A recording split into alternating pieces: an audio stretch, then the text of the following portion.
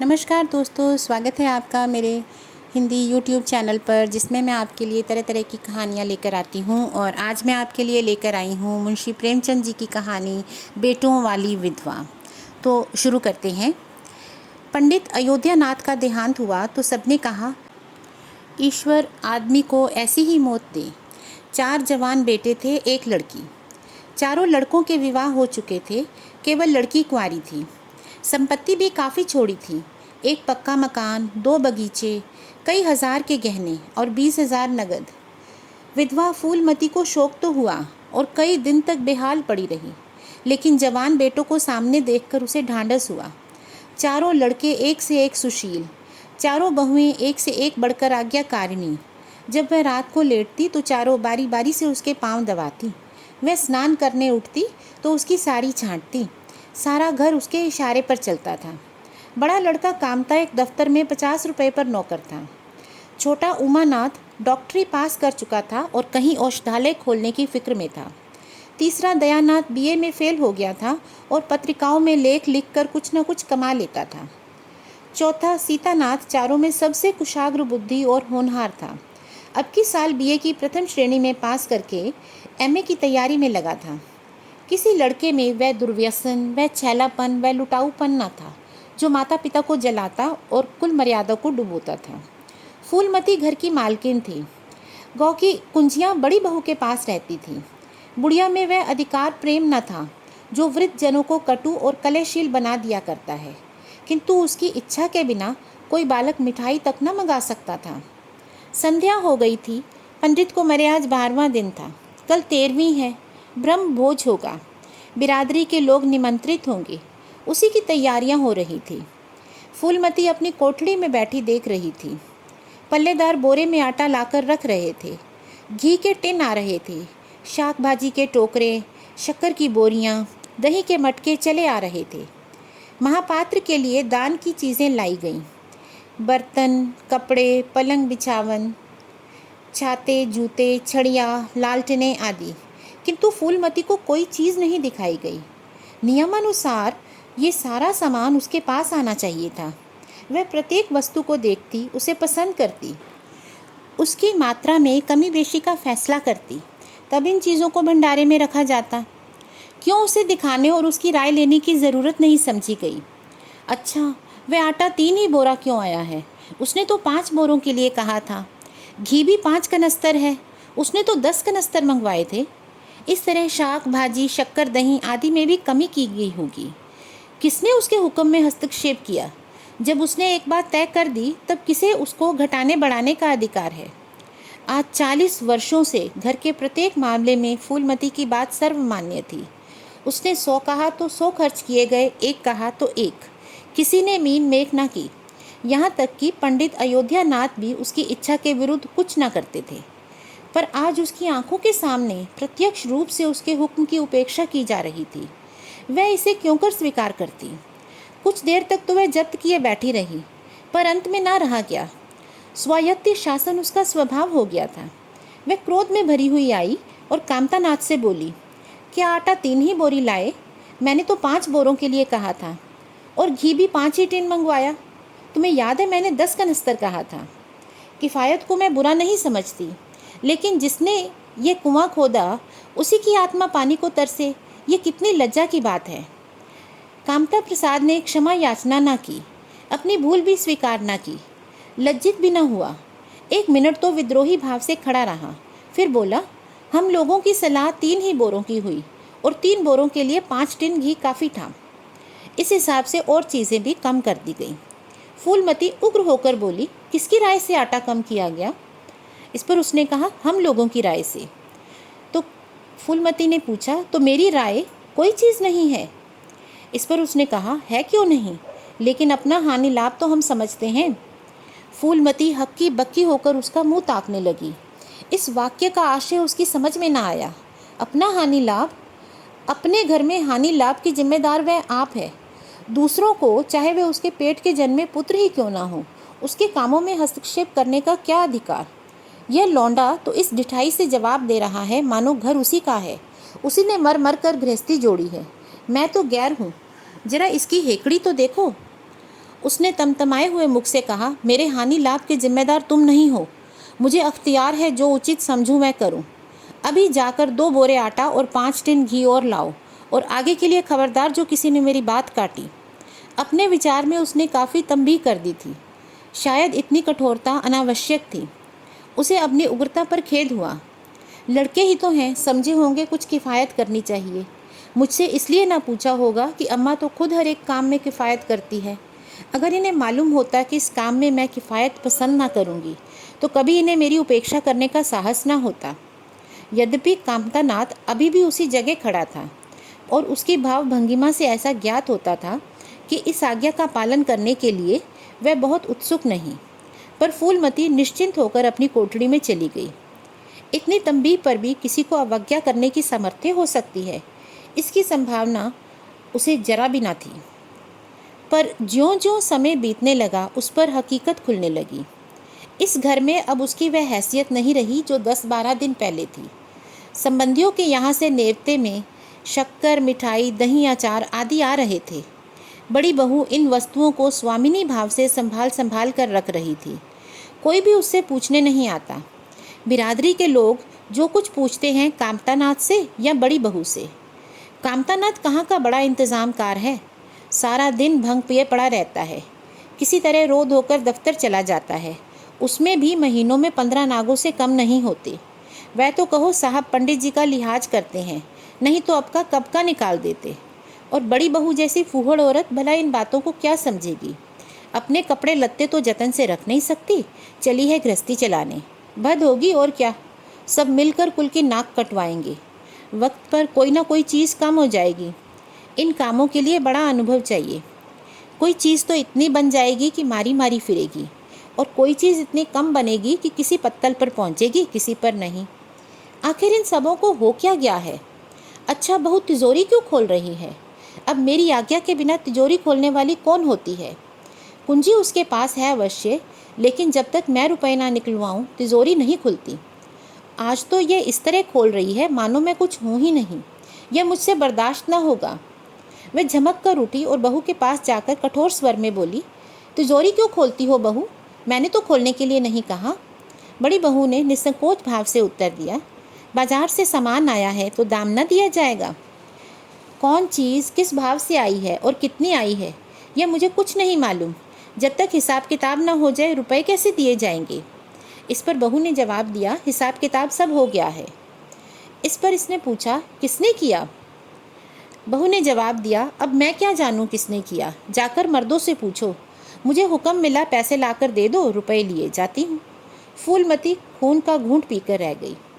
इस वक्त बिगड़ने का अवसर ना था। घर में मेहमान स्त्री पुरुष भरे हुए थे। अगर इस समय उसने लड़कों को डांटा तो लोग यही कहेंगे, घर में पंडित जी के मरते ही फूट पड़ गई। दिल पर पत्थर रखकर फिर अपनी कोठड़ी में चली गई। जब मेहमान विदा हो जाएंगे तब वह एक एक की खबर लेगी। तब देखेगी कौन उसके सामने आता है और क्या कहता है। इनकी सारी चौकड़ी भुला देगी।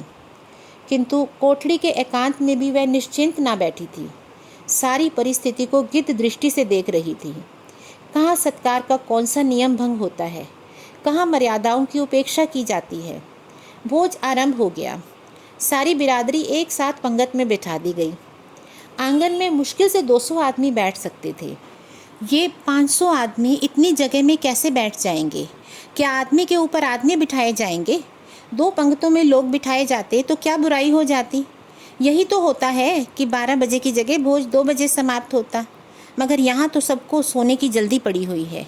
किसी तरह बला सिर से टले और चैन से सोएं। लोग कितने सट कर बैठे हुए हैं। किसी को हिलने की जगह नहीं। पत्तल एक पर एक रखे हुए हैं। पूड़ियाँ ठंडी हो गईं, लोग गरम गरम मांग रहे हैं। मैदे की पूड़ियाँ ठंडी होकर चिमड़ी हो जाती हैं। इन्हें कौन खाएगा। रसोइये को कड़ाव पर से न जाने क्यों उठा दिया गया। यही सब बातें नाक काटने की हैं। सहसा शोर मचा। तरकारियों में नमक नहीं। बड़ी बहू जल्दी जल्दी नमक पीसने लगी। फूलमती क्रोध के मारे होंठ चबा रही थी, पर इस अवसर पर मुंह न खोल सकती थी। बोरे भर नमक पिसा और पत्तलों पर डाला गया।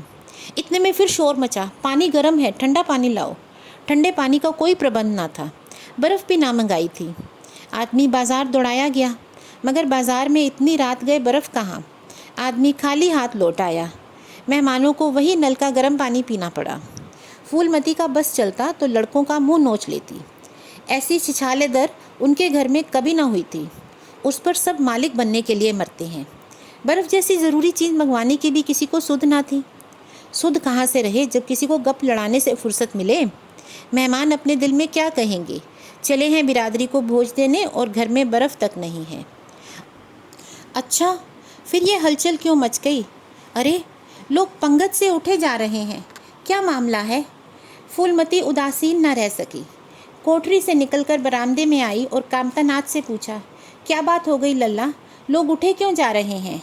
कामता ने कोई जवाब न दिया, वहाँ से खिसक गया। फूलमती झुंझला कर रह गई। सहसा कहारिन मिल गई। फूलमती ने उससे भी यह प्रश्न किया। मालूम हुआ किसी के शोरबे में मरी हुई चूहिया निकल आई। फूलमती चित्रलिखित सी वहीं खड़ी रह गई। भीतर ऐसा उबाल उठा कि दीवार से सिर टकरा ले। अब आगे भोज का प्रबंध करने चले थे। इस फूहड़पन की कोई हद है? कितने आदमियों का धर्म सत्यानाश हो गया। फिर पंगत क्यों न उठ जाए? आंखों से देखकर अपना धर्म कौन गंवाएगा? सारा किया धरा मिट्टी में मिल गया। सैकड़ों रुपए पर पानी फिर गया। बदनामी हुई सो अलग। मेहमान उठ चुके थे। पत्तलों पर खाना ज्यों का त्यों पड़ा हुआ था। चारों लड़के आंगन में लज्जित खड़े थे, एक दूसरे को इल्ज़ाम दे रहे थे। बड़ी बहू अपनी देवरानियों पर बिगड़ रही थी। देवरानियां सारा दोष कुमुद पर डालती थीं। कुमुद खड़ी रो रही थी। उसी वक्त फूलमती झल्लाई हुई आकर बोली, मुंह में कालिख लगी कि या नहीं? अभी कुछ कसर बाकी है? डूब मरो सब के सब जाकर चुल्लू भर पानी में। शहर में कहीं मुंह दिखाने लायक भी नहीं रहे। किसी लड़के ने कोई जवाब न दिया। फूलमती और भी प्रचंड होकर बोली, तुम लोगों को क्या, किसी को शर्म हया तो है नहीं? आत्मा तो उनकी रो रही है जिन्होंने अपनी ज़िंदगी घर को मर्जाद बनाने में ख़राब कर दी। उनकी पवित्र आत्मा को तुमने यूँ कलंकित कर दिया। शहर में थू थू हो रही है। अब कोई तुम्हारे द्वार पर पेशाब करने तो आएगा नहीं। कामतानाथ कुछ देर तो चुपचाप खड़ा सुनता रहा। आखिर झुंझला कर बोला, अच्छा अब चुप रहो अम्मा, भूल हुई, हम सब मानते हैं, बड़ी भयंकर भूल हुई, लेकिन अब क्या इसके लिए घर के प्राणियों को हलाल कर डालोगी? सभी से भूलें हुई जाती हैं, आदमी पछता कर रह जाता है, किसी की जान तो नहीं जाती। बड़ी बहू ने अपनी सफाई दी। हम क्या जानते थे कि बीबी कुमुद से इतना भी काम ना होगा। इन्हें चाहिए था कि देखकर तरकारी कड़ाव में डालती, टोकरी उठाकर कड़ाव में डाल दी, हमारा क्या दोष? कामतानाथ ने पत्नी को डांटा, इसमें ना कुमुद का कसूर है, ना तुम्हारा ना मेरा, संयोग की बात है। बदनामी भाग में लिखी थी वह हुई। इतने बड़े भोज में एक एक मुट्ठी तरकारी कड़ाव में नहीं डाली जाती, टोकरे के टोकरे ही उड़ेल दिए जाते हैं। कभी कभी ऐसी दुर्घटना हो जाती है। अब इसमें कैसी जग हंसाई और कैसी नक कटाई, तुम खामखा जले पर नमक छिड़कती हो। फूलमती ने दांत पीसकर कहा, शर्माते तो नहीं, उल्टे और बेहयाई की बातें करते हो। कामतानाथ ने निसंकोच होकर कहा, शर्माऊं क्यों? किसी की चोरी की है? चीनी में चींटे और आटे में घुन यह नहीं देखे जाते। पहले हमारी निगाह ना पड़ी, बस यही बात बिगड़ गई, नहीं तो चुपके से चूया निकाल कर फेंक देते, किसी को खबर भी ना होती। फूलमती ने चकित होकर कहा, क्या कहता है? मरी चूया खिलाकर सबका धर्म बिगाड़ देता? कामता हंसकर बोला, अम्मा क्या पुरानी बातें करती हो, इन बातों से धर्म नहीं जाता। ये धर्मात्मा लोग जो पत्तल से उठ गए हैं, इनमें से कौन है जो भेड़ बकरी का मांस न खाता हो? तालाब के कछुए और घोंगे तक तो इनसे बचते नहीं। जरा सी चूहिया में क्या रखा था? फूलमती को ऐसा प्रतीत हुआ कि अब प्रलय आने में बहुत देर नहीं है। जब पढ़े लिखे आदमियों के मन में ऐसे अधार्मिक भाव आने लगे तो फिर धर्म के भगवान ही रक्षा करें। अपना सा मुँह लेकर चली गई। 2 महीने गुजर गए हैं। रात का समय है। चारों भाई दिन के काम से छुट्टी पाकर कमरे में बैठे गपशप कर रहे हैं। बड़ी बहू भी षड्यंत्र में शरीक है। कुमुद के विवाह का प्रश्न छिड़ा हुआ है। कामतानाथ ने मसनद पर टेक लगाते हुए कहा, दादा की बात दादा के साथ गई। पंडित विद्वान भी हैं और कुलीन भी होंगे, लेकिन जो आदमी अपनी विद्वता और कुलीनता को रुपयों पर बेचे वह नीच है। ऐसे नीच आदमी के लड़के से हम कुमुद का विवाह सेंत में भी न करेंगे। 5,000 तो दूर की बात है। उसे बताओ धता और किसी दूसरे वर की तलाश करो।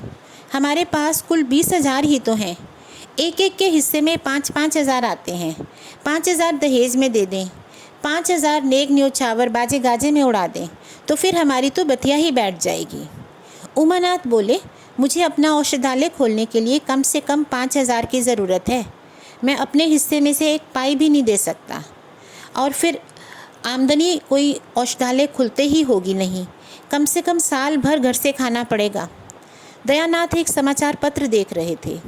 आंखों से ऐनक उतारते हुए बोले, मेरा विचार भी एक पत्र निकालने का है। प्रेस और पत्र में कम से कम 10,000 का कैपिटल चाहिए।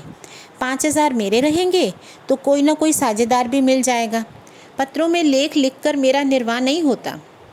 कामतानाथ ने सिर हिलाते हुए कहा, अजी राम भजो, सैंत में कोई लेख छपता नहीं, रुपए कौन देता है?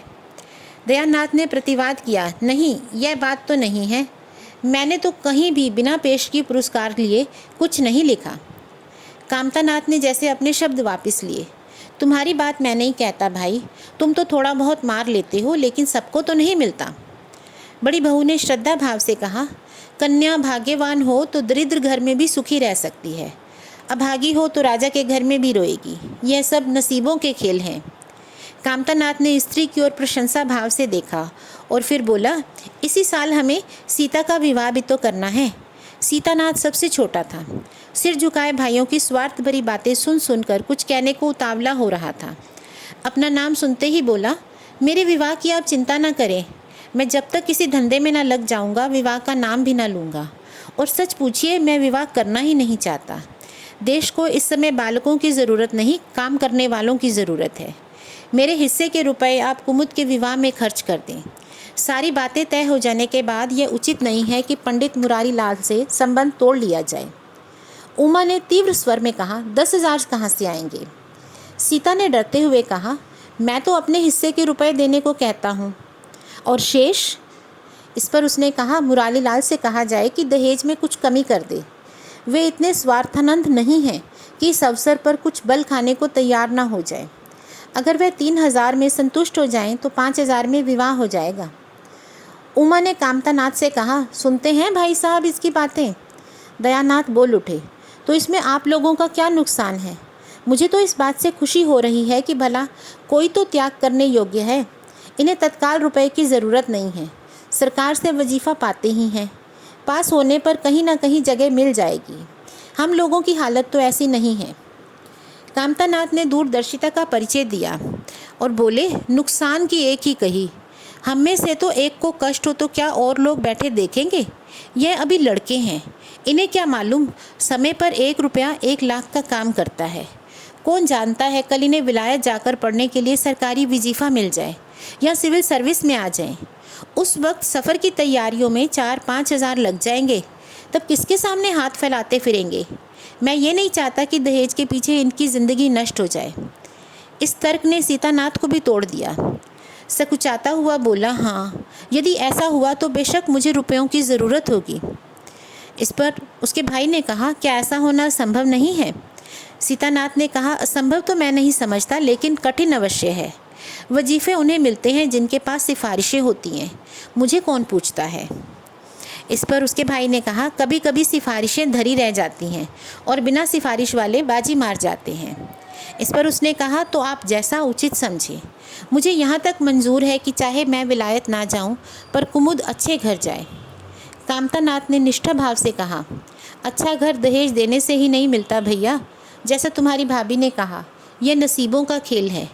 मैं तो चाहता हूँ कि मुरारी लाल को जवाब दे दिया जाए और कोई ऐसा वर्ग खोजा जाए जो थोड़े में राजी हो जाए। इस विवाह में मैं 1,000 से ज़्यादा नहीं खर्च सकता। पंडित दीनदयाल कैसे हैं? उमा ने प्रसन्न होकर कहा, बहुत अच्छे। MA BA ना सही, यजमानों से उनकी अच्छी आमदनी है। दयानाथ ने आपत्ति की, अम्मा से भी तो पूछ लेना चाहिए। कामतानाथ को इसकी कोई ज़रूरत न महसूस हुई। बोले, उनकी तो जैसे बुद्धि ही भ्रष्ट हो गई है। वही पुराने युग की बातें मुरारी लाल के नाम पर उधार खाए बैठी हैं। वह नहीं समझती कि अब ज़माना वैसा नहीं रहा। उनको तो बस कुमुद मुरारी पंडित के घर जाए, चाहे हम लोग तबाह हो जाएं। उमा ने एक शंका उपस्थित की, अम्मा अपने सब गहने कुमुद को दे देगी, देख लेना। कामतानाथ का स्वार्थ नीति से विद्रोह न कर सका। बोले, गहनों पर उनका पूरा अधिकार है, यह उनका स्त्री धन है, जिसे चाहे दे सकती हैं। उमा ने कहा, स्त्री धन है तो क्या यूं ही लुटा देंगी? आखिर वह भी तो दादा की कमाई है। इस पर कामतानाथ ने कहा, किसी की भी कमाई हो, स्त्री धन पर उनका पूरा अधिकार है। इस पर दूसरा भाई बोला, ये कानूनी गोरख धंधे हैं। 20,000 में तो 4 रिश्तेदार हों और 10,000 के गहने अम्मा के पास रह जाएं। देख लेना, इन्हीं के बल पर वह कुमुद का विवाह मुरारी पंडित के घर करेंगी। उमानाथ इतनी बड़ी रकम को इतनी आसानी से नहीं छोड़ सकता था। वह कपट नीति में कुशल है, कोई कौशल रचकर माता से सारे गहने ले लेगा। उस वक्त तक कुमुद के विवाह की चर्चा करके फूलमती को भड़काना उचित नहीं। कामतानाथ ने सिर हिलाकर कहा, भाई मैं इन चालों को पसंद नहीं करता। उमानाथ ने खिसिया कर कहा, गहने 10,000 से कम के ना होंगे। कामता अविचलित स्वर में बोले, कितने के भी हों, मैं अनीति में हाथ नहीं डालना चाहता। इस पर उसने कहा, तो आप अलग बैठिए, हाँ बीच में भांजी ना मारिएगा। तो कामता बोला, मैं अलग रहूँगा। इस पर उसने पूछा, और तुम सीता? उसने कहा, मैं भी अलग रहूँगा। लेकिन जब दयानाथ से यही प्रश्न किया गया तो वह उमानाथ से सहयोग करने को तैयार हो गया। 10,000 में से 2,500 तो उसके होंगे ही। इतनी बड़ी रकम के लिए कुछ कौशल तो करना पड़ेगा, जो क्षम्य भी है। फूलमती रात को भोजन करके लेटी थी कि उमा और दया उसके पास आकर बैठ गए। दोनों ऐसा मुंह बनाए हुए थे मानो कोई भरी विपत्ति आ गई हो। फूलमती ने सशंक होकर पूछा, तुम दोनों घबराए हुए से मालूम होते हो। उमा ने सिर खुजलाते हुए कहा, समाचार पत्रों में लेख लिखना कितने बड़े जोखिम का काम है अम्मा। कितना ही बचकर लिखो, लेकिन कहीं ना कहीं पकड़ हो ही जाती है। दयानाथ ने एक लेख लिखा था, उस पर 5,000 की ज़मानत मांगी गई है। अगर कल तक जमा न की गई तो गिरफ्तार हो जाएंगे और 10 साल की सज़ा ठुक जाएगी। फूलमती ने सिर्फ पीट कर कहा, ऐसी बातें क्यों लिखते हो बेटा? जानते नहीं हो आजकल हमारे अधीन आए हुए हैं, जमानत किसी तरह टल नहीं सकती। दयानाथ ने अपराधी भाव से उत्तर दिया, मैंने तो अम्मा ऐसी कोई बात नहीं लिखी, लेकिन किस्मत को क्या कहूँ, हाकिम जिला जितना कड़ा है कि जरा भी रियायत नहीं करता। मैंने जितनी दौड़ धूप हो सकती थी वह सब कर ली। इस पर अम्मा ने कहा, तो तुमने कामता से रुपए का प्रबंध करने को नहीं कहा? उमा ने मुंह बनाया, उनका स्वभाव तो तुम जानती हो अम्मा, उन्हें रुपए प्राणों से प्यारे हैं। उन्हें चाहे काला पानी हो जाए वह एक पाई भी ना देंगे। दयानाथ ने समर्थन किया, मैंने तो उनसे इसका जिक्र ही नहीं किया। फूलमती ने चारपाई से उठते हुए कहा, चलो मैं देखती हूँ, देगा कैसे नहीं। रुपए इसी दिन के लिए होते हैं कि गाड़ कर रखने के लिए। उमानाथ ने माता को रोककर कहा, नहीं अम्मा, उनसे कुछ ना कहो, रुपए तो ना देंगे, उल्टे और हाय हाय मचाएंगे। उनको अपनी नौकरी की खैरियत जो मनानी है, उन्हें घर में ही रहने भी ना देंगे। अफसरों में जाकर खबर दे दें तो कोई आश्चर्य नहीं। फूलमती ने लाचार होकर कहा, तो फिर जमानत का क्या प्रबंध होगा? मेरे पास तो कुछ नहीं है। हाँ मेरे गहने हैं, इन्हें ले जाओ, कहीं गिरवी रख कर जमानत पर दे दो। आज से कान पकड़ो, किसी पत्र में एक शब्द बिना लिखोगे। दयानाथ कानों पर हाथ रखकर बोला, यह तो नहीं हो सकता अम्मा कि तुम्हारे जेवर लेकर मैं अपनी जान बचाऊं। 10-5 साल की कैद ही तो है, झेल लूँगा। यहाँ बैठा बैठा क्या कर रहा हूँ। फूलमती छाती पीटते हुए बोली, कैसी बातें मुँह से निकालते हो बेटा? मेरे जीते जी तुम्हें कौन गिरफ्तार कर सकता है? उसका मुँह झुलस दूंगी। गहने इसी दिन के लिए तो होते हैं, या और किसी दिन के लिए? जब तुम ही ना रहोगी तो गहने लेकर क्या आग में झोंकूंगी? उसने पिटारी लाकर उसके सामने रख दी। दया ने उमा की ओर जैसे फरियाद की आंखों से देखा और बोला, आपकी क्या राय है भाई साहब? इसी मारे मैं कहता था अम्मा को बताने की कोई ज़रूरत नहीं, जेल ही तो हो जाती और कुछ।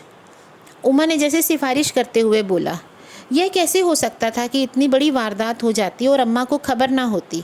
मुझसे यह नहीं हो सकता था कि सुनकर पेट में डाल देता। मगर अब क्या करना चाहिए यह मैं खुद निर्णय नहीं कर सकता। ना तो यही अच्छा लगता है कि तुम जेल जाओ, और ना यही अच्छा लगता है कि अम्मा के गहने गिरवी रखे जाएं। फूलमती ने व्यथित कंठ से पूछा, क्या तुम समझते हो मुझे गहने तुमसे ज़्यादा प्यारे हैं? मैं तो प्राण तक तुम पर न्यौछावर कर दूं, गहनों की बिसात ही क्या। दया ने दृढ़ता से कहा, अम्मा तुम्हारे गहने तो ना लूँगा, चाहे मुझ पर कोई भी विपदा आ जाए। जब आज तक तुम्हारी सेवा ना कर सका तो किस मुंह से तुम्हारे गहने उठा के ले जाऊं? मुझ जैसे कपूत को तो तुम्हारी कोख से जन्म ही न लेना चाहिए था।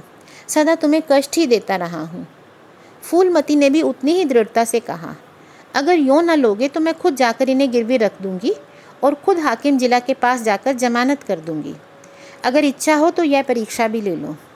आँख बंद हो जाने के बाद क्या होगा भगवान जाने, लेकिन जब तक जीती हूँ तुम्हारी ओर कोई तिरछी आंखों से नहीं देख सकता।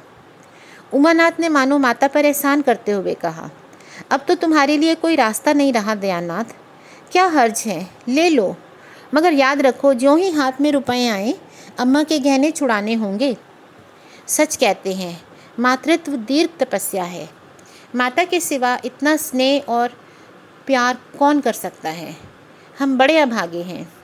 माता के प्रति जितनी श्रद्धा रखनी चाहिए उसका शतांश भी नहीं रखते। दोनों ने जैसे बड़े धर्म संकट में पड़कर गहनों की पिटारी संभाली और चलते बने। माता वात्सल्य भरी आंखों से उनकी ओर देख रही थी। उसकी संपूर्ण आत्मा का आशीर्वाद जैसे उन्हें अपनी गोद में समेट लेने को व्याकुल हो रहा था। आज कई महीने के बाद उसके भग्न मातृ हृदय को अपना सर्वस्व अर्पण करके जैसे आनंद की विभूति मिली। उसकी स्वामिनी कल्पना इसी त्याग के लिए, इसी आत्मसमर्पण के लिए जैसे कोई मार्ग ढूंढती थी। अधिकार या लोभ या ममता की वहाँ गंध तक ना थी।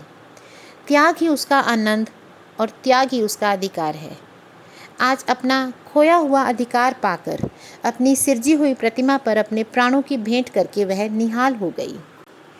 3 महीने और गुजर गए। माँ के गहनों पर हाथ साफ करके चारों भाई उसकी दिलजोई करने लगे थे। अपनी स्त्रियों को भी समझाते थे कि उसका दिल न दुखाएं। अगर थोड़े से शिष्टाचार से उसकी आत्मा को शांति मिलती है तो उसमें क्या हानि है। चारों करते अपने मन की, पर माता की सलाह ले लेते और ऐसा जाल फैलाते कि वह सरल उनकी बातों में आ जाती और हर एक काम में सहमत हो जाती। बाग को बेचना उसे बहुत बुरा लगता था, लेकिन चारों ने ऐसी माया रची कि वह उसे बेचने पर राजी हो गई। किंतु कुमुद के विवाह के विषय में यह ना हो सका। माँ पंडित मुरारी लाल पर जमी हुई थी और लड़के दीनदयाल पर अड़े हुए थे। एक दिन आपस में कलह हो गई। फूलमती ने कहा, माँ बाप की कमाई में बेटी का भी हिस्सा है। तुम्हें 16,000 का बाग मिला, 25,000 का मकान, 20,000 नगद में, तो क्या 5,000 भी कुमुद का हिस्सा नहीं है। कामता ने नम्रता से कहा, अम्मा कुमुद आपकी लड़की है तो हमारी बहन है। आप 2-4 साल में प्रस्थान कर जाएंगी, फिर हमारा और उसका बहुत दिनों का संबंध रहेगा। तब हम यथाशक्ति कोई ऐसी बात ना करेंगे जिससे उसका अमंगल हो। लेकिन हिस्से की बात कहती हो तो कुमुद का हिस्सा कुछ नहीं। दादा जीवित थे तब और बात थी, वह उसके विवाह में जितना चाहे खर्च करते, कोई उनका हाथ ना पकड़ सकता था। लेकिन अब तो हमें एक एक पैसे की किफ़ायत करनी पड़ेगी। जो काम 1000 में हो जाए उसके लिए 5,000 खर्च करना कहाँ की बुद्धिमानी है। उमानाथ ने सुधारा, 5,000 क्यों, 10,000 कहिए। कामता ने भवें सिकोड़ कर कहा, मैं 5,000 ही कहूँगा। एक विवाह में 5,000 खर्च करने की हमारी हैसियत नहीं है। फूलमती ने जिद पकड़कर कहा, विवाह तो मुरारी लाल के पुत्र से ही होगा। 5,000 खर्च हो या 10,000, मेरे पति की कमाई है। मैंने मर मर कर जोड़ा है, अपनी इच्छा से खर्च करूँगी। तुम्ही ने मेरी कोख से जन्म नहीं लिया, कुमुद भी उसी कोख से आई है। मेरी आंखों में तुम सब बराबर हो। मैं किसी से कुछ नहीं मांगती, तुम बैठ तमाशा देखो, मैं सब कुछ कर लूँगी। 20,000 में 5,000 कुमुद का है। कामतानाथ को अब कड़वे सत्य की शरण लेने के सिवा कोई और मार्ग न सूझा। बोला, अम्मा तुम बरबस बात बढ़ाती हो। जिन रुपयों को तुम अपना समझती हो वह तुम्हारे नहीं हैं। तुम हमारी अनुमति के बिना उनमें से कुछ नहीं खर्च सकती। फूलमती को जैसे सर्प ने डस लिया। क्या कहा, फिर तो कहना, मैं अपने ही संचय रुपए अपनी इच्छा से नहीं खर्च सकती। इस पर कामता ने कहा, वह रुपए तुम्हारे नहीं रहे, वह अब हमारे हो गए हैं। इस पर फूलमती बोली, तुम्हारे होंगे मेरे मरने के पीछे। इस पर कामता ने बेहयाई से कहा, नहीं, दादा के मरते ही हमारे हो गए। अम्मा कानून कायदा तो जानती नहीं, नाहक उछलती हैं। फूलमती क्रोध विवल होकर बोली, भाड़ में जाए तुम्हारा कानून, मैं ऐसे कानून को नहीं जानती। तुम्हारे दादा ऐसे कोई धन्ना सेठ नहीं थे। मैंने ही पेट और तन काट कर ये गृहस्थी जोड़ी है, नहीं आज बैठने की छाम ना मिलती। मेरे जीते जी तुम मेरे रुपए नहीं छू सकते। मैंने 3 भाइयों के विवाह में 10-10 हज़ार खर्च किए हैं, वही मैं कुमुद के विवाह में भी खर्च करूँगी। कामतानाथ भी गर्म पड़ा, आपको कुछ भी खर्च करने का अधिकार नहीं है। उमानाथ ने बड़े भाई को डांटा, आप ख्वामखा अम्मा के मुंह लगते हो भाई साहब। मुरारी लाल जी को पत्र लिख दीजिए कि तुम्हारे यहाँ कुमुद का विवाह ना होगा, बस छुट्टी हो गई। कायदा कानून तो जानती नहीं, व्यर्थ की बहस करती हैं। फूलमती ने संयमित स्वर से कहा, अच्छा क्या कानून है, जरा मैं भी सुनूं। उमा ने निरीह भाव से कहा, कानून यही है कि बाप के मरने के बाद जायदाद बेटों की हो जाती है। माँ का हक केवल रोटी कपड़े का है। फूलमती ने तड़प कर पूछा, किसने यह कानून बनाया? उमा स्थिर भाव से बोला, हमारे ऋषियों ने, महाराज मनु ने, और किसने? फूलमती एक क्षण अवाक होकर आहत कंठ से बोली, तो इस घर में मैं तुम्हारे टुकड़ों पर पड़ी हूँ? उमानाथ ने न्यायाधीश की निर्ममता से कहा, तुम जैसा समझो। फूलमती की संपूर्ण आत्मा मानो इस वज्रपात से चीत्कार करने लगी। उसके मुख से जलती हुई चिंगारियों की भांति ये शब्द निकल पड़े, मैंने घर बनवाया, मैंने संपत्ति जोड़ी, मैंने तुम्हें जन्म दिया, पाला, और आज मैं इस घर में गैर हूँ। मनु का यही कानून है और मुझे उसी कानून पर चलना है। अच्छी बात है, अपना घर द्वार लो, मुझे तुम्हारी आश्रिता बनकर रहना स्वीकार नहीं है। इससे कहीं अच्छा है मैं मर जाऊं। वाह रे अंधेर, मैंने पेड़ लगाया और मैं ही उसकी छांव में खड़ी नहीं हो सकती। अगर यही कानून है तो इसमें आग लग जाए। चारों युवकों पर माता के इस क्रोध और आतंक का कोई असर न हुआ। कानून का फौलादी कवच उनकी रक्षा कर रहा था। उन कांटों का उस पर क्या असर हो सकता था? जरा देर में फूलमती उठकर चली गई। आज जीवन में पहली बार उसका वात्सल्यमग्न मातृत्व अभिशाप बनकर उसे धिक्कारने लगा। जिस मातृत्व को उसने जीवन की विभूति समझा था, जिसके चरणों में वह सदैव अपनी समस्त अभिलाषाओं और कामनाओं को अर्पित करके अपने को धन्य मानती थी, वही मातृत्व आज उसे अग्निकुंड सा जान पड़ा, जिसमें उसका जीवन जलकर भस्म हो गया। संध्या हो गई थी। द्वार पर नीम का वृक्ष सिर झुकाए निस्तब्ध खड़ा था, मानो संसार की गति पर क्षुब्ध हो रहा हो। अस्ताचल की ओर प्रकाश और जीवन का देवता फूलवती के मातृत्व की ही भांति अपनी चिता में जल रहा था। फूलमती अपने कमरे में जाकर लेटी तो उसे मालूम हुआ उसकी कमर टूट गई हो। पति के मरते ही अपने ही पेट के लड़के उसके दुश्मन हो जाएंगे, उसको स्वप्न में भी अनुमान न था। जिन लड़कों को उसने अपने हृदय रक्त पिला पिला कर पाला, वही आज उसके हृदय पर यूँ आघात कर रहे हैं। अब वह घर उसे कांटों की सेज हो रहा था, जहाँ उसकी कोई कद्र नहीं, कुछ गिनती नहीं। वहाँ अनाथों की भांति पड़ी रोटियाँ खाए, यह उसकी अभिमानी प्रकृति के लिए असह्य था। पर उपाय ही क्या था? वह लड़कों से अलग होकर रहे भी तो नाक किसकी कटेगी? संसार उसे थूकेगा तो क्या, और लड़कों को थूके तो क्या? बदनामी तो उसी की है। दुनिया यही तो कहेगी, 4 जवान बेटों के होते बुढ़िया अलग पड़ी हुई मजूरी करके पेट पाल रही है। जिन्हें उसने हमेशा नीच समझा, वही उस पर हंसेंगे। नहीं, वह अपमान इस अनादर से कहीं ज़्यादा हृदय विदारक है। वह अपना और घर का पर्दा ढका रखने में कुशल है। हाँ, अब उसे अपने को नई परिस्थितियों के अनुकूल ढालना होगा। समय बदल गया है। अब तक वह स्वामिनी बनकर रही, अब लोंडी बनकर रहना होगा। ईश्वर की यही इच्छा है। अपने बेटों की बातें और लातें गैरों की बातों और लातों से अपेक्षा ज़्यादा बेहतर है। यही गनीमत है। वह बड़ी देर तक मुंह ढापे अपनी दशा पर रोती रही। सारी रात इस आत्मवेदना में कट गई। शरद का प्रभाव डरता डरता उषा की गोद से निकला, जैसे कोई कैदी छिपकर जेल से भाग आया हो। फूलमती अपने नियम के विरुद्ध आज तड़के ही उठी। रात भर में उसका मानसिक परिवर्तन हो चुका था। सारा घर सो रहा था और वह आंगन में झाड़ू लगा रही थी। रात भर ओस में भीगी हुई उसकी पक्की ज़मीन उसके नंगे पैरों में कांटों की तरह चुभ रही थी। पंडित जी उसे कभी इतने सवेरे न उठने देते थे। शीत उसके लिए बहुत हानिकारक था। पर अब वह दिन न रहे। प्रकृति उसको भी समय के साथ बदल देने का प्रयत्न कर रही थी। झाड़ू से फुर्सत पाकर उसने आग जलाई और चावल दाल की कंकड़ियाँ चुनने लगी। कुछ देर में लड़के जागे, बहिमें उठी। सभी ने बुढ़िया को सर्दी से सिकुड़े हुए काम करते देखा, पर किसी ने यह ना कहा, अम्मा क्यों हलकान होती हो। शायद सब के सब बुढ़िया के इस मान मर्दन पर प्रसन्न थे। आज से फूलवती का यही नियम हो गया कि जी तोड़कर घर का काम करना और अतरंग नीति से अलग रहना। उसके मुख पर जो एक आत्मगौरव झलकता रहता था, अब उसकी जगह गहरी वेदना छाई हुई नजर आती थी। जहाँ बिजली जलती थी, वहाँ अब तेल का दिया टिमटिमा रहा था, जिसे बुझा देने के लिए हवा का एक हल्का सा झोंका काफ़ी है। मुरारी लाल को इनकारी पत्र लिखने की बात पक्की हो चुकी थी। दूसरे ही दिन पत्र लिख दिया गया। दीनदयाल से कुसुम का विवाह निश्चित हो गया। दीनदयाल की उम्र 40 से कुछ अधिक थी। मर्यादा में कुछ हेठे थे, पर रोटी दाल से खुश थे। बिना किसी ठहराव के विवाह करने पर राजी हो गए।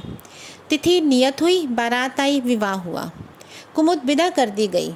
फूलमती के दिल पर क्या गुजर रही थी, इसे कौन जान सकता था, पर चारों भाई बहुत प्रसन्न थे, मानो उनके हृदय का कांटा निकल गया हो। ऊंचे कुल की कन्या मुंह कैसे खोलती। भाग्य में सुख भोगना लिखा होगा तो सुख भोगेगी, दुख भोगना लिखा होगा तो दुख झेलेगी। हरी इच्छा बेकसों का अंतिम अवलंब है। घर वालों ने जिससे विवाह कर दिया उसमें 1000 ऐब हों, पर तो भी वह उसका उपास्य, उसका स्वामी है। प्रतिरोध उसकी कल्पना से परे था। फूलमती ने किसी काम में दखल ना दिया। कुमुद को क्या दिया गया, मेहमानों का कैसा स्वागत हुआ, किसके यहाँ से नेवते में क्या आया, किसी बात से उसे कोई सरोकार न था। उससे कोई सलाह भी ली गई तो बोली, बेटा तुम लोग जो करते हो अच्छा ही करते हो, मुझसे क्या पूछते हो। जब कुमुद के लिए द्वार पर डोली आ गई तो कुमुद माँ के गले लिपट कर रोने लगी। वह अपनी बेटी को अपनी कोठरी में ले गई और जो कुछ 150 रुपये और 2-4 मामूली गहने उसके पास बच रहे थे बेटी के आंचल में डालकर बोली, बेटी मेरी तो मन की मन में ही रह गई, नहीं तो क्या आज तुम्हारा ऐसे विवाह होता और तुम ऐसे विदा की जाती। आज तक फूलमती ने अपने गहनों की बात किसी से ना कही थी। लड़कों ने उसके साथ जो कपट व्यवहार किया, इसे चाहे अब तक ना समझी हो, लेकिन इतना जानती थी गहने फिर ना मिलेंगे और मनोमालिन्य बढ़ने के सिवा कुछ हाथ न लगेगा। लेकिन इस अवसर पर उसे अपनी सफाई देने की ज़रूरत मालूम हुई। कुमुद यह भाव अपने मन में लेकर जाए कि अम्मा ने अपने गहने बहुओं के लिए रख छोड़े, इसे वह किसी तरह न सह सकती थी, इसलिए वह उसे अपनी कोठड़ी में ले गई थी। लेकिन कुमुद को पहले ही इस कौशल की टोह मिल चुकी थी। उसने गहने और रुपए आंचल से निकालकर माता के चरणों में रख दिए और बोली, अम्मा मेरे लिए तुम्हारा आशीर्वाद लाखों रुपए के बराबर है। अब तुम इन चीज़ों को अपने पास रखो, ना जाने अभी तुम्हें किन विपत्तियों का सामना करना पड़े। फूलमती कुछ कहना ही चाहती थी कि उमानाथ ने आकर बोला, क्या कह रही हो कुमुद, चल जल्दी कर, शायद टली जाती है, वह लोग हाय हाय कर रहे हैं, फिर तो 2-4 महीने में आएगी ही, जो कुछ लेना देना हो ले लेना। फूलमती के घाव पर मानो जैसे नमक पड़ गया। बोली, मेरे पास अब है ही क्या भैया जो मैं इसे दूंगी। जाओ बेटी, भगवान तुम्हारा सुहाग अमर करे। कुसुम विदा हो गई। फूलमती पछाड़ खाकर गिर पड़ी। जीवन की लालसा नष्ट हो गई। 1 साल बीत गया। फूलमती का कमरा घर के कमरों में सबसे बड़ा और हवादार था। कई महीनों से उसने बड़ी बहू के लिए उसे खाली कर दिया था और खुद एक छोटी सी कोठरी में रहने लगी जैसे कोई भिखारिन हो। बेटों और बहुओं से अब उसे जरा भी स्नेह न था। वह इस घर की लौंडी थी। घर के किसी प्राणी, किसी वस्तु, किसी प्रसंग से उसे प्रयोजन न था। वह केवल इसलिए जीती थी कि मौत न आती थी। सुख या दुख, उसको इसका लेश मात्र भी ज्ञान न था। उमानाथ का औषधालय खुला, मित्रों को दावत हुई, नाच तमाशा हुआ। दयानाथ का प्रेस खुला, फिर जलसा हुआ। सीतानाथ को वजीफ़ा मिला और वह विलायत गया, फिर उत्सव हुआ। कामतानाथ के बड़े लड़के का यज्ञोपवीत संस्कार हुआ, फिर धूमधाम हुई। लेकिन फूलमती के मुख पर आनंद की छाया तक न आई। कामतानाथ टाइफाइड में महीने भर बीमार रहा और मरकर उठा। दयानाथ ने अब की अपने पत्र का प्रचार बढ़ाने के लिए फात्सव में एक आपत्तिजनक लेख लिखा और 6 महीने की सज़ा पाई। उमानाथ ने एक फौजदारी के मामले में रिश्वत लेकर गलत रिपोर्ट लिखी और उसकी सनद छीन ली गई, पर फूलमती के चेहरे पर रंज की परछाई तक ना पड़ी। उसके जीवन में अब कोई आशा, कोई दिलचस्पी, कोई चिंता ना थी। बस पशुओं की तरह काम करना और खाना, यही उसकी ज़िंदगी के 2 काम थे। जानवर मारने से काम करता है पर खाता है मन से। फूलमती बेकहे काम करती थी पर खाती थी विष के कौर की तरह। महीनों सिर पर तेल ना पड़ता, महीनों कपड़े ना धुलते, कुछ परवाह नहीं। चेतना शून्य हो गई थी। सावन की झड़ी लगी हुई थी, मलेरिया फैल रहा था। आकाश में मटियाले बादल थे, ज़मीन पर मटियाला पानी। आर्द्र वायु शीत ज्वर और श्वास का वितरण करती फिरती थी। घर की मेहरी बीमार पड़ गई। फूलमती ने घर के सारे बर्तन मांजे, पानी में भीग भीग कर सारा काम किया, फिर आग जलाई और चूल्हे पर पतीलियाँ चढ़ा दी। लड़कों को समय पर भोजन मिलना चाहिए, सहसा उसे याद आया कामतानाथ नल का पानी नहीं पीते। उसी वर्षा में गंगा जल लाने चली गई। कामतानाथ ने पलंग पर लेटे लेटे कहा, रहने दो अम्मा, मैं पानी भर लाऊंगा। आज मेहरी खूब बैठ रही। फूलमती ने मटियाले आकाश की ओर देखकर कहा, तुम भीग जाओगे बेटा, सर्दी हो जाएगी। कामतानाथ बोले, तुम भी तो भीग रही हो, कहीं बीमार ना पड़ जाओ। फूलमती निर्मम भाव से बोली, मैं बीमार ना पड़ूंगी, मुझे भगवान ने अमर कर दिया है। उमानाथ भी वहीं बैठा हुआ था। उसके औषधालय में कुछ आमदनी ना होती थी, इसलिए वह बहुत चिंतित था। भाई भावच की मुँह देखी करता रहता था। बोला, जाने भी दो भैया, बहुत दिनों बहुओं पर राज कर चुकी हैं, उसका प्रायश्चित तो करने दो। गंगा बड़ी हुई थी जैसे समुद्र हो। किनारों के वृक्षों की केवल फुनगियाँ पानी के ऊपर रह गई थीं। घाट ऊपर तक पानी में डूब गए थे। फूलमती कलसा लिए नीचे उतरी। पानी भरा, ऊपर जा रही थी कि पाँव फिसला, संभल ना सकी, पानी में गिर पड़ी। पल भर हाथ पैर चलाए, फिर लहरें उसे नीचे खींच ले गईं। किनारे पर 2-4 खड़े हुए पंडे चिल्लाए, अरे देखो, बुढ़िया डूबी जाती है। 2-4 आदमी दौड़े भी, लेकिन फूलमती लहरों में समा गई, उन बल खाती हुई लहरों में जिन्हें देखकर हृदय कांप उठता है। एक ने पूछा, ये कौन बुढ़िया थी? अरे वही पंडित अयोध्यानाथ की विधवा। अयोध्यानाथ तो बड़े आदमी थे। इस पर किसी ने कहा, हाँ थे तो, पर इसके भाग्य में ठोकर खाना लिखा था। इस पर किसी ने कहा, उनके तो कई लड़के बड़े बड़े हैं और सब कमाते हैं।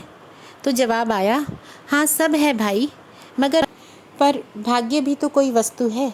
और इस तरह से बेटों वाली विधवा कहानी का अंत हुआ। मुंशी प्रेमचंद जी की कहानियाँ हमें हमेशा समाज का आईना दिखाती हैं। अगर हम अपने आसपास भी देखेंगे तो ज़रूरी नहीं कि सभी परिवार एक जैसे हों, लेकिन कई परिवारों में हमने देखा है कि जैसे ही माँ बाप बूढ़े हो जाते हैं, बच्चे उनका बिल्कुल ध्यान नहीं रखते हैं और उनको कई तरह की परेशानियाँ होती हैं। लेकिन एक बात हम सबको समझनी चाहिए, जो बच्चे अपने माँ बाप का आदर नहीं कर सकते, उन्हें प्यार और सम्मान नहीं दे सकते, उनको अपने जीवन में कभी सुख नहीं मिलता। इसी के साथ ही ये कहानी ख़त्म होती है। दोस्तों, आपको मेरी कहानियाँ पसंद आती हैं तो आप प्लीज़ मेरे चैनल को लाइक, शेयर और सब्सक्राइब करें। Thank you.